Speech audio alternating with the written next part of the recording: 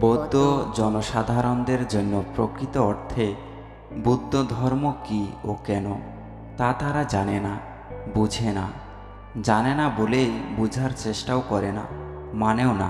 শুধু আনুষ্ঠানিকতায় দান ও শীলের কথা বলে এবং ইহাকেই বুদ্ধের ধর্ম বলে চালিয়ে দেয়। মান্যতা কারো মধ্যেই নেই।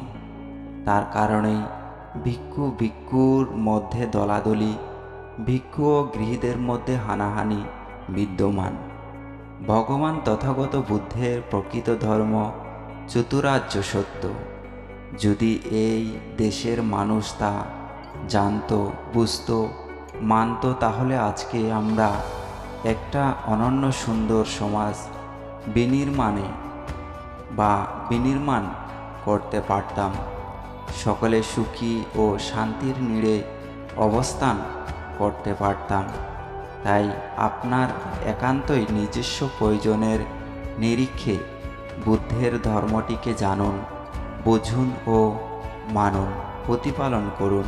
শীল, সমাধি ও প্রজ্ঞার আশ্রয়ে আসুন, তবেই শান্তি সুখে অবস্থান করতে পারবেন। পোশাক পরে ভালো মানুষ সেজে লাভ নেই।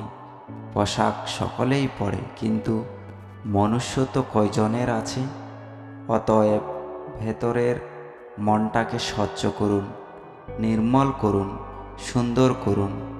আত্মহিত ও পরহিত উভয়ে হিতার্থে নিজেকে নিবেদিত রাখুন। জগতের সকল প্রাণী জ্ঞানী হোক।